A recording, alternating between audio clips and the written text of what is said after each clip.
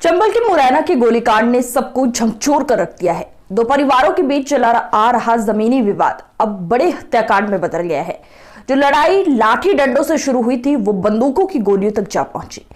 लेपा गांव में दोनों पक्ष आमने सामने थे, गोलियां चलने लगी और लाशें गिरने लगी। इस खूनी जंग में आज एक नहीं, दो नहीं, बल्कि छह लोग मारे गए हैं। दरअसल इस हत्याकांड के पीछे 10 साल पुरानी कहानी है, जिसमें अब तक 9 लोग मारे जा चुके हैं।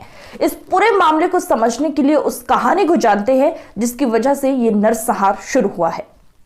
मुरैना शहर से करीब 45 किलोमीटर दूर एक लेपा गांव है, जो विकास के मामले में आज भी पीछे नजर आता है। उसी गांव में ठाकुर बिरादरी से ताल्लुक रखने वाले कई परिवार रहते हैं। उन्हीं में शामिल था धीर सिंह तोमर और गजेंद्र सिंह तोमर का घर। इन दोनों परिवारों के बीच वैसे तो कोई लेन देन नहीं था, लेकिन गांव की एक जमीन का टुकड़ा इन दोनों परिवारों के बीच विवाद की जड़ बन गया था। उसी साल दोनों परिवारों के बीच जमीनी विवाद बढ़ गया। एक दिन दोनों पक्ष आमने सामने आ गए। दोनों पक्ष के लोगों का गुस्सा 7वें आसमान पर था। नतीजा ये निकला कि विरोधी पक्ष मौका देखकर धीर सिंह पक्ष के 2 लोगों को साल 2013 में ही मौत के घाट उतार दिए। एक अन्य व्यक्ति भी इस दौरान घायल हुआ था, जिसके बाद अस्पताल में उसकी मौत हो गई थी। बस तभी से इन दोनों परिवारों के बीच चली आ रही रंजिश खूनी रंजिश बन गई थी।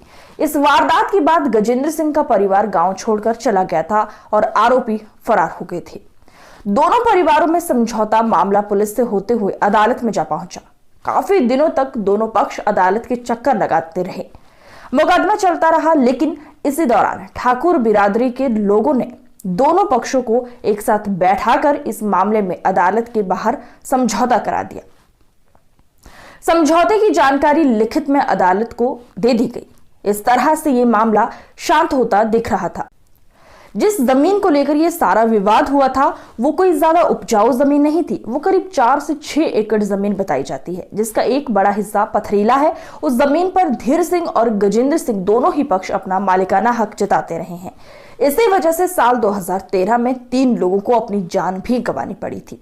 दोनों पक्षों में समझौता हो जाने के बाद मामला शांत था, लिहाजा गजेंद्र सिंह का परिवार हाल ही में लेपा गांव वापस लौट आया था।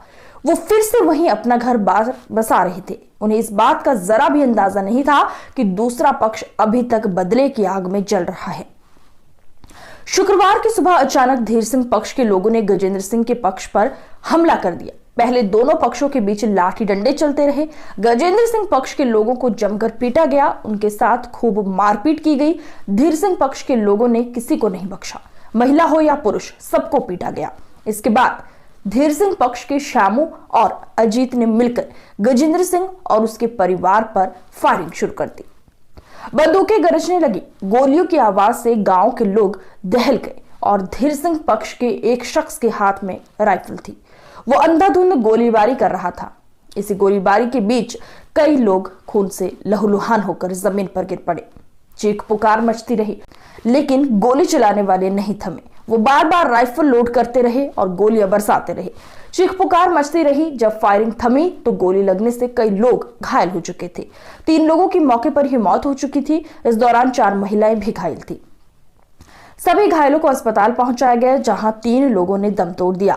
हमलावर मौके से फरार हो चुके थे। इस नरसंहार की जानकारी मिलने के बाद भारी पुलिस बल गांव में पहुंचा। इस सामूहिक हत्याकांड का वीडियो तेजी से सोशल मीडिया पर वायरल हो रहा है। घटना के बाद से गांव में तनाव का माहौल है। जिस तरह से इस खूनी वारदात को अंजाम दिया गया है, उससे देखकर लगता है कि ये सब कुछ पूरी प्लानिंग के साथ किया गया था। 10 साल से चली आ रही इस खूनी रंजिश में अब तक 9 लोग मार जा चुके हैं, लेकिन बदले की आग अभी तक बुझी नहीं है। गांव में अभी भी डर का माहौल है। आखिर चंबल के पानी में इतनी गर्मी क्यों है?